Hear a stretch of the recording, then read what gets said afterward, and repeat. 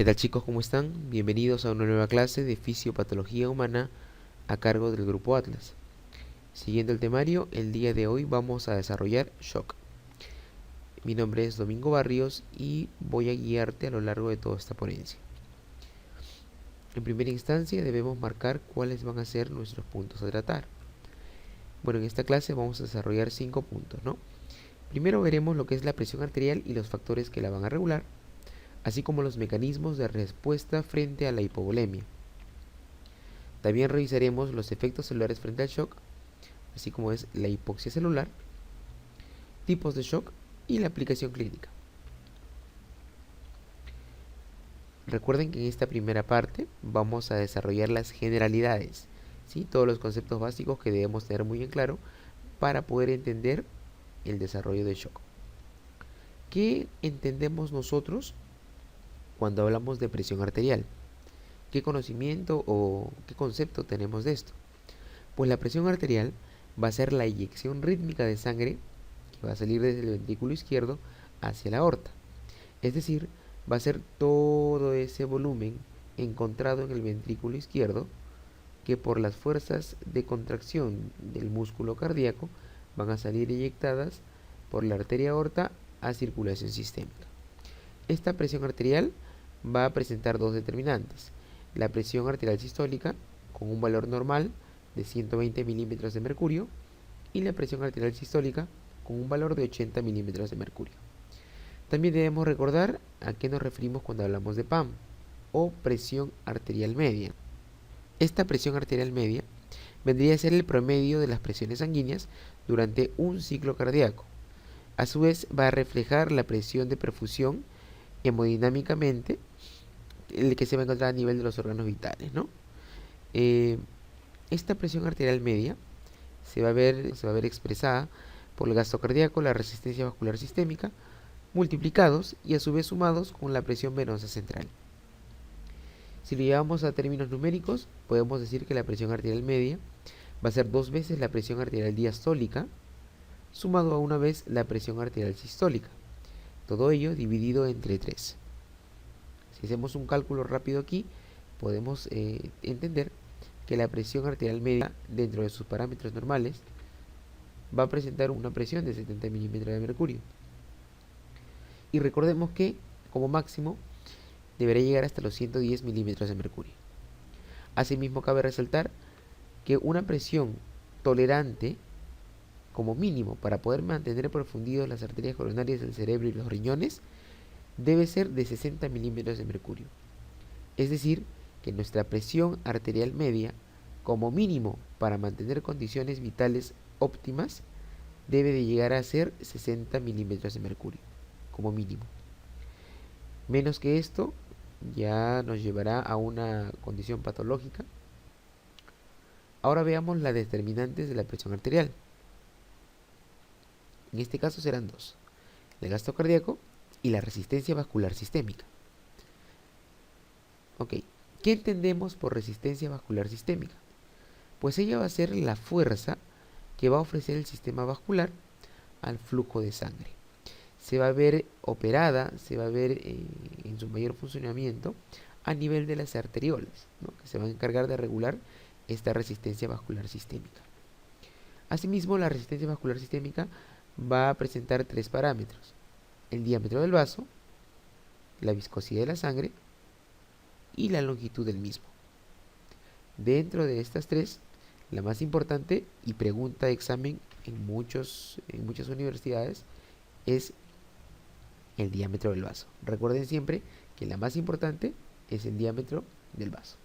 Solamente para hacer un hincapié, si este diámetro se extiende, incrementa, estaríamos hablando de, exacto, vasodilatación. Si este diámetro del vaso disminuye o se reduce, estaríamos hablando de vasoconstricción. Ya lo explicaremos más adelante cuando hablemos en definitiva del shock. En el caso de vasodilatación, vamos a tener una presión disminuida, y en el caso de vasoconstricción tendremos una presión incrementada, ¿no? Esto obviamente va a ser paralelo al incremento o disminución de la resistencia vascular sistémica. Entonces, recordando, el diámetro del vaso es el parámetro más importante dentro de lo que es resistencia vascular sistémica. Ahora revisemos lo que es el gasto cardíaco. ¿Qué entendemos nosotros cuando hablamos de gasto cardíaco? Pues bien, este gasto cardíaco va a ser una medida, ¿no? Va a ser esa cantidad de sangre que vamos a encontrar en el ventrículo y que se va a expulsar en cada contracción en un tiempo determinado, en un tiempo de 1 minuto. Ahora, este gasto cardíaco se va a ver afectado por algunos factores. ¿Cuáles son? La precarga, el mecanismo de Frank-Starling o la ley de Frank-Starling, la contractilidad y la poscarga. ¿Sí? Son 4 parámetros que van a afectar a nuestro gasto cardíaco. Tengámoslo presente y lo vamos a desarrollar mucho más adelante con mayor detenimiento. Asimismo, habrán circunstancias que van a aumentar nuestro gasto cardíaco, como podría ser el ejercicio intenso. También habrán circunstancias en las cuales se va a disminuir o habrá un decremento de este gasto cardíaco. Situaciones patológicas comúnmente. Ahora, muchos se preguntarán, ¿y cómo calculamos este gasto cardíaco? Pues bien, el gasto cardíaco va a ser delimitado por el volumen sistólico multiplicado por la frecuencia cardíaca. Cada uno tendrá los valores referenciales de 70 mililitros latido para un volumen sistólico y 75 latidos por minuto para una frecuencia cardíaca. La multiplicación de ambos nos dará el gasto cardíaco promedio, que según algunas literaturas vamos a encontrar de 4 a 8 litros, ¿no? Dependiendo de lo que el libro que queramos leer. Sin embargo, para métodos prácticos y para el desarrollo de esta clase, tomaremos como valor aproximado 5 litros por minuto.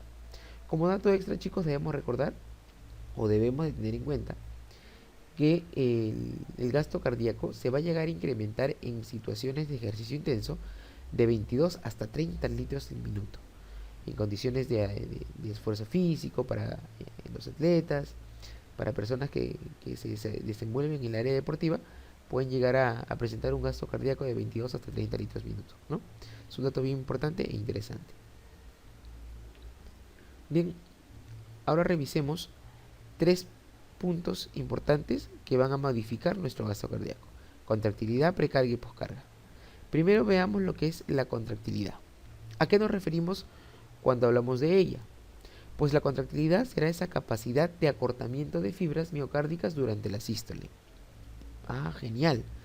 Pero, ¿cómo podría expresarse eso de otra forma? Pues bien, hubo un momento donde un estudioso del tema, en este caso Frank Starling, propuso una ley en la cual comentaba lo siguiente: a mayor longitud de la fibra miocárdica, mayor contracción de la misma hasta alcanzar un punto máximo.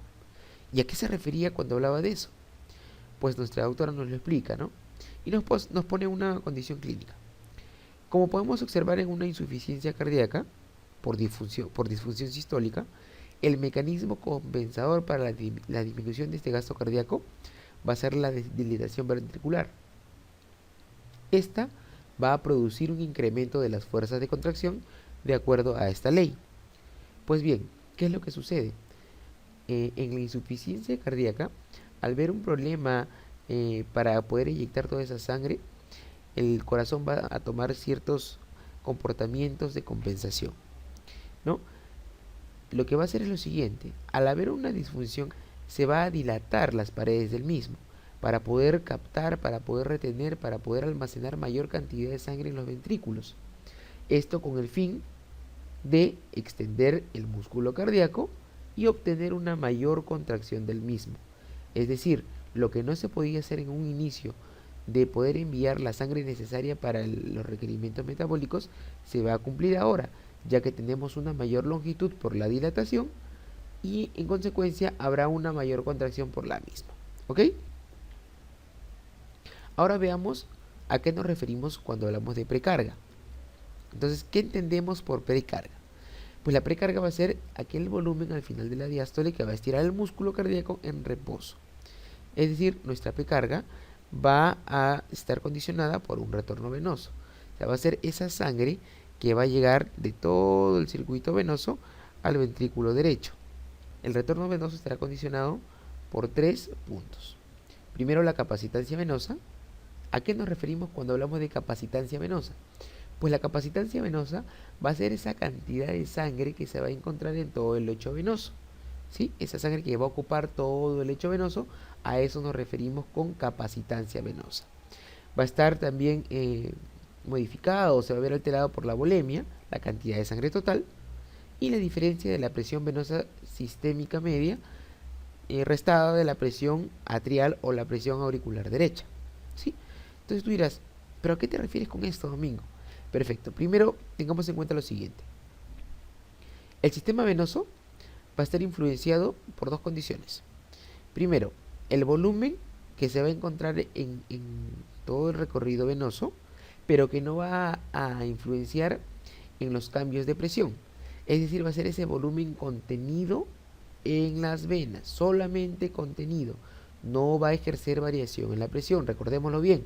Volumen no cambia la presión, va a ser el volumen que no va a variar y se va a ver delimitado por la capacitancia, o sea, el contenido de las venas. Esa sangre que contiene las venas y que no va a variar la presión, va a ser el volumen o capacitancia.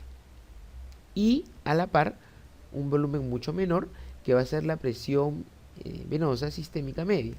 Esta sí va a influenciar en la variación de las presiones del organismo, pues, ¿no? También debemos tener en cuenta que un 70% de sangre se encontrará en nuestro sistema venoso.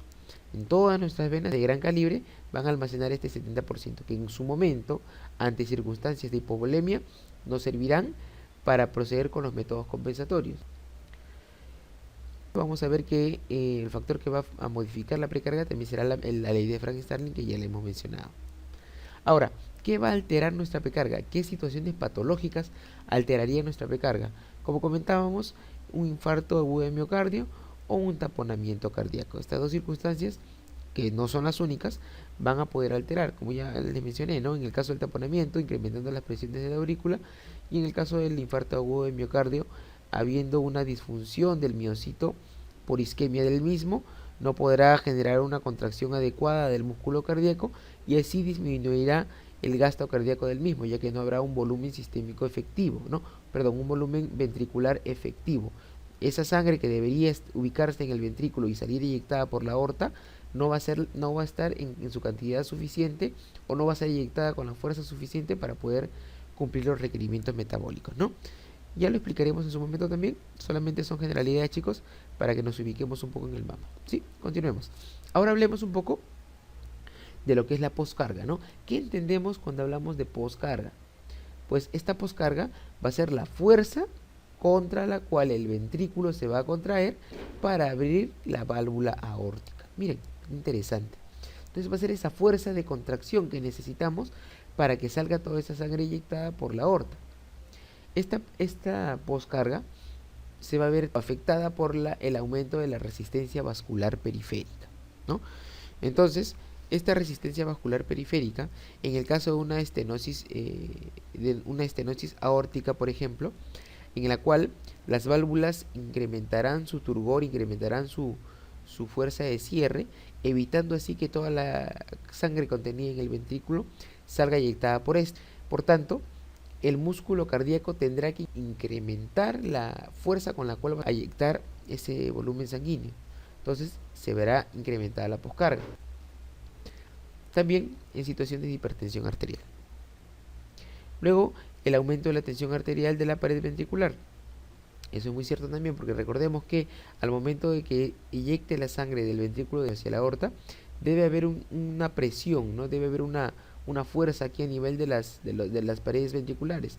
Eso será el aumento de la tensión ventricular para poder eyectar toda esa sangre de circulación sistémica, ¿no?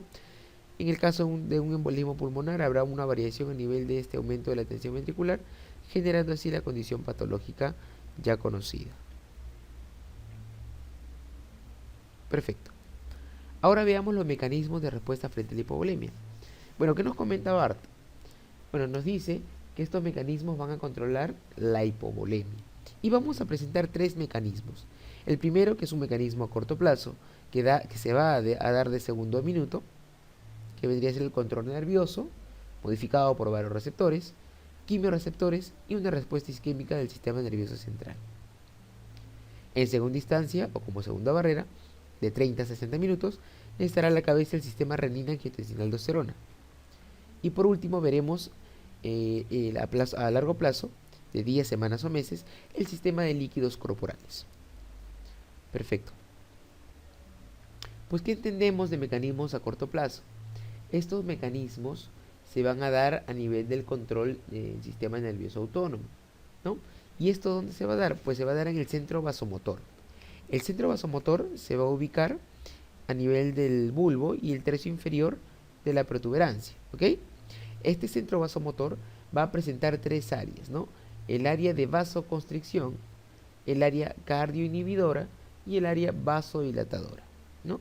Cada una va a tener una función especial en circunstancias que lo ameriten. Bien, este centro vasomotor va a estar regido por los varoreceptores. Los varoreceptores van a ser puntos que van a sensar cuándo y en qué situaciones la presión va a decaer o aumentar en su diferencia. Pero tú te preguntarás, ¿y cómo hace? O sea, ¿qué? ¿Va a medir cuánta sangre disminuye? Pues no. Los varoreceptores van a medir la distensión de la arteria. Si esta arteria se distiende más de lo normal, pues entenderá que habrá un incremento de presión. Y si esta arteria disminuye su distensibilidad de lo normal, más de lo normal, pues entenderá que la presión ha decaído. Y estos varoreceptores, se van a encontrar ubicados a nivel del seno carotidio y a nivel del callado aórtico, ¿ok? Recordémoslo bien. Estos también van a enviar sus señales acá al centro vasomotor en el bulbo a través de las fibras parasimpáticas, recordémoslo bien. El seno carotidio enviará señales por el nervio de Herring a través del glosofaringio hacia el bulbo, así como el callado aórtico lo hará por el nervio vago hacia el bulbo también. Recordemos que este sistema parasimpático también tendrá fibras a nivel del corazón. Bien, entonces veamos qué sucede cuando estos varoreceptores sensan una disminución de presión. Pues enviarán su señal a nivel del bulbo, ¿ven? ¿Y qué va a pasar en el centro vasomotor? Pues se va a inhibir la zona cardioinhibidora y va a activarse el área de vasoconstricción. Es decir, si en este caso la zona cardioinhibidora evitaba que se incremente las contracciones a nivel cardíaco, al inhibirlas, pues dejará paso libre a que este corazón pueda incrementar en algún momento por otras fibras o por otra vía su contracción, ¿no? Y a nivel de lo que es la zona vasoconstrictora, hará que disminuya el diámetro de las arterias, incrementando así el volumen total de sangre y llevando a un volumen de eyección efectivo para los requerimientos que se necesiten ante un cuadro de hipovolemia, ¿no? Ahora, también veamos que no solo este mecanismo de corto plazo está regido por fibras parasimpáticas, sino también vamos a ver que van a haber fibras simpáticas que van a ir directamente al nivel del corazón y van a producir un incremento de contractilidad, la cual incrementará el gasto cardíaco y la frecuencia cardíaca, y a su vez aumentará el volumen de eyección, lo que mencionábamos, recuerden. Asimismo, también tendrá fibras que se regirán directamente a nivel de los vasos. En primera instancia, estas fibras van a controlar, recordemos, el tono vasoconstrictor simpático, ese tono que necesitan las arterias para que puedan circular por ellas el contenido sanguíneo. Cuando se estimula estas arterias de manera directa, habrá una vasoconstricción ya mencionada y ya también dada por el centro vasomotor. Adicionalmente, se va a dar una vasoconstricción directa a nivel simpático, recuérdenlo, la cual va a incrementar la resistencia vascular periférica, que nosotros ya entendíamos por el slide anterior, que era la disminución del diámetro del vaso. Esto condicionará, obviamente, un incremento de presión arterial, ya lo habíamos mencionado, y un incremento de poscarga. En síntesis, muchachos, ¿qué debemos recordar de aquí? Debemos recordar que nuestro sistema simpático es tan inteligente que va a poder elevar nuestra presión 2 veces sobre el valor normal, en un lapso de un tiempo bastante reducido, en un lapso de 5 a 10 segundos, ¿sí? Un dato importantísimo. Ahora veamos, ya hemos visto los varoreceptores, ahora veamos a los quimiorreceptores. Estos van a encontrarse también a nivel del seno carotídeo y el callado aórtico. Van a presentar bastante sensibilidad en ausencia del oxígeno y del CO2, ¿ok? Y también de hidrógeno, ¿no? Entonces estos quimiorreceptores van a poder identificar en qué situaciones y en qué circunstancias van a disminuir este oxígeno. Pero tú dirás, ¿cómo hacen? O sea, ven directamente si hay o no hay oxígeno. Pues no, recordemos que nuestros glóbulos rojos se van a encargar de transportar nuestro oxígeno a nivel de la circulación sanguínea. Por tanto, estos barorreceptores verán que en un momento dado de hipovolemia, ante un cuadro de disminución sanguínea, al bajar la cantidad de sangre, bajará la cantidad de glóbulos rojos y bajará la cantidad de aporte de oxígeno. Por tanto, ellos lo van a censar. ¿Y qué va a haber o qué va a suceder en ese momento? Pues una vez que se hayan censado los niveles de oxígeno y CO2 y se hayan demostrado que hay niveles disminuidos de oxígeno e incrementados de CO2, se van a enviar señales directas al centro vasomotor, al bulbo, ¿ok? Esto va a ser con la única y simple finalidad de regular los niveles de la presión arterial. Recuerda que los quimiorreceptores se van a activar ante una presión arterial menor a 80 milímetros de mercurio, ¿ok? Perfecto. Por último, de los tres que hemos mencionado de corto plazo, vamos a revisar la respuesta isquémica del sistema nervioso central. ¿Qué es lo que sucede? Te pongo en situación. Al disminuir o al ver un decremento en la función cerebral, esto delimitado o determinado por una disminución del flujo sanguíneo a nivel cerebral, este sistema lo que va a hacer es detectar una deficiencia de oxígeno, un aumento del CO2 y un aumento de la acidosis láctica. En su momento ya lo revisaremos, pero ¿por qué se va a dar este aumento de la acidosis láctica? Recordemos que la célula está en constante formación de aporte de energía, como podría ser el ATP mediante lo que es el metabolismo aeróbico. Sin embargo, en condiciones de disminución de oxígeno, habrá un cuadro de hipoxia tisular o hipoxia celular. En ese cuadro de hipoxia celular ya no irá por la vía aeróbica, sino se irá por la vía anaeróbica, ¿sí?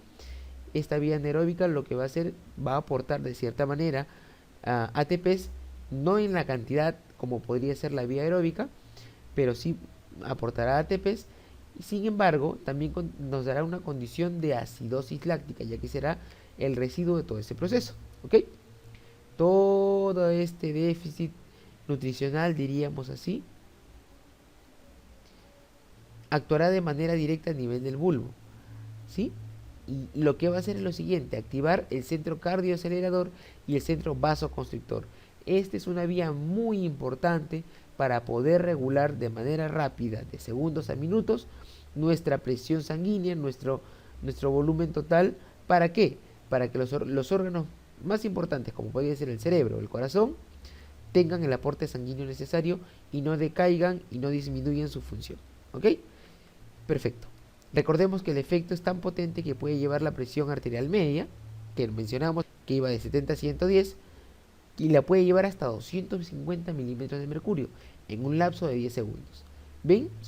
Hemos mencionado tres procesos importantísimos que en el menor tiempo ha podido llevar nuestra presión, que estaba decaída, hacia presiones realmente bastante grandes, ¿no? Pues bien, ahora revisaremos los mecanismos a mediano plazo, que se dan en un lapso un poco mayor, de 30 a 60 minutos.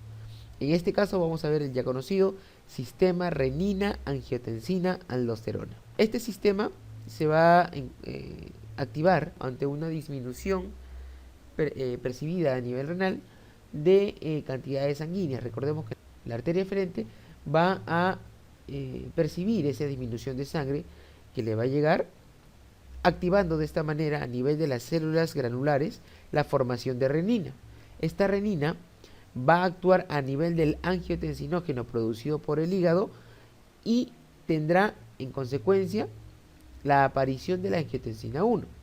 Esta angiotensina 1 a nivel del endotelio pulmonar va a convertirse en angiotensina 2 gracias a la enzima convertidora de angiotensina. Esta angiotensina 2 va a tener varios efectos a nivel sistémico. Primero veamos que a nivel de la hipófisis, justo en el lóbulo posterior, va a actuar esta angiotensina 2 obligando a que nuestra hipófisis secrete la hormona antidiurética. Esta hormona antidiurética, que en primera instancia se va a producir a nivel del núcleo supraóptico, de nivel del hipotálamo y arriba, lo que va a hacer es va a insertar canales de agua en el túbulo colector, justo en el lumen de las células principales, ¿no? Y lo que va a hacer es reabsorber gran cantidad de agua hacia el intersticio y de ahí al riego sanguíneo para poder incrementar nuestra volemia. Recuerden que todos estos procesos en total nos van a ayudar a reponer la volemia original, ¿ok? Ir en contra de esa hipovolemia que nos ha descompensado todo el cuadro. Perfecto, entonces generará estos canales y reabsorberá el agua a nivel del túbulo colector. Recordemos, ¿sí?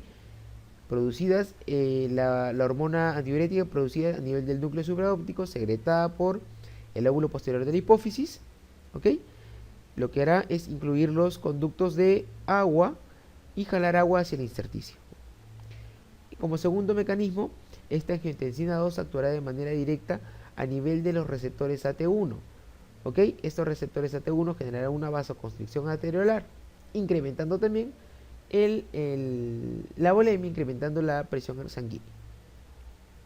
Esta angiotensina 2 tendrá acción directa a nivel de la corteza suprarrenal, produciendo así la aldosterona. ¿Ok? A nivel de la glándula suprarrenal, produciendo así la aldosterona.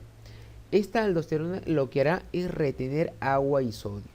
Generará canales para poder retener agua y sodio. Recuerden que el sodio jala agua, más el agua que se va a jalar propiamente. Va a haber una secreción incrementada de potasio. A su vez, esta angiotensina 2 también actuará a nivel del sistema simpático, ¿no?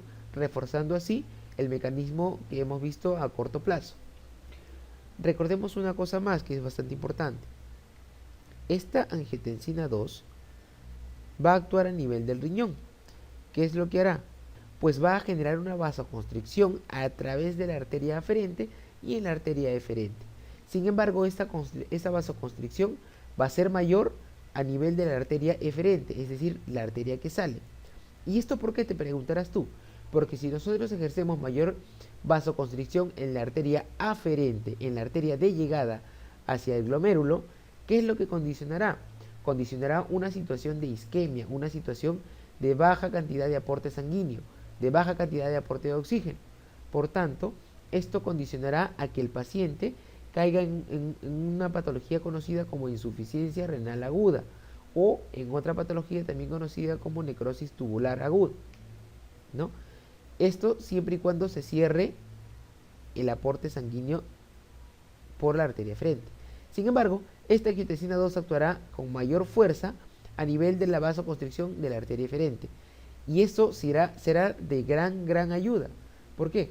Porque al cerrar esta arteria eferente evitará la salida de sangre, disminuirá la salida de sangre. Por tanto, habrá mayor sangre que pueda filtrarse a nivel del glomérulo, favoreciendo así el aporte sanguíneo, el aporte de oxígeno. Recuerden que todos estos procesos que hemos revisado tendrán como único fin retener agua y sal, incrementar la volemia y incrementar la perfusión del aparato yuxtaglomerular, como lo hemos comentado, ¿no? Y se da si esto y en un momento dado haya regulado todo el sistema, pues de manera de retroalimentación o inhibición indicará al riñón que deje de producir renina para evitar que se descompense el cuadro, ¿no? Bien, ahora veamos los mecanismos a largo plazo. Estos mecanismos a largo plazo van a encontrarse, van a desarrollarse a nivel del volumen de líquido extra e intracelular. Pues bien, acá tenemos nuestro vaso. ¿Qué es lo que va a suceder? El cuerpo está preparado para poder dar aporte y recuperar esa volemia perdida en situaciones de hipovolemia, obviamente. ¿De qué manera?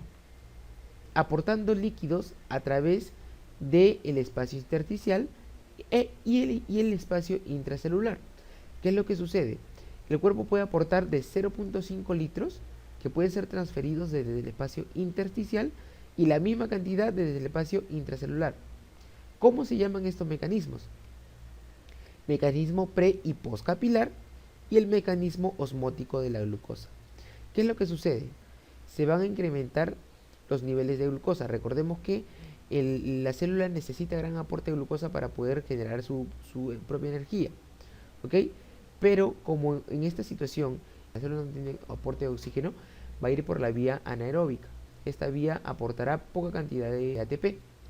Sin embargo, el cuerpo lo que va a hacer es producir y generar mayor cantidad de glucosa usando todas sus herramientas, como podría ser la inhibición de la insulina, el incremento de glucagón, el incremento de ACTH. Todo esto en favor de incrementar la cantidad de glucosa a nivel del torrente sanguíneo y que pueda ser usada por la célula. Esta glucosa que se va a encontrar incrementada aquí, recordemos que la glucosa va a ser un elemento que va a tener un efecto osmótico bastante potente, porque la glucosa va a jalar agua. Es por ello, ustedes recuerdan un paciente diabético, las 3P, polidipsia, poliuria y polifagia. Esa poliuria se va a ver condicionada, ¿por qué? Porque va a haber un incremento de glucosa a nivel de la orina y esta glucosa jala agua. Por tanto, si hay glucosa incrementada a nivel de los vasos, ¿qué es lo que va a hacer? Ante un cuadro de hipovolemia, el cuerpo va a producir mayor cantidad de glucosa, como ya les mencioné, incremento de glucagón, incremento de ACTH, y esta glucosa jalará agua, dando así mayor cantidad de líquidos a nivel del intravascular, recuperando de cierta manera la volemia, ¿no? Es uno de los mecanismos que también es bastante importante mencionar para poder comprender en el siguiente bloque todo lo concerniente a shock.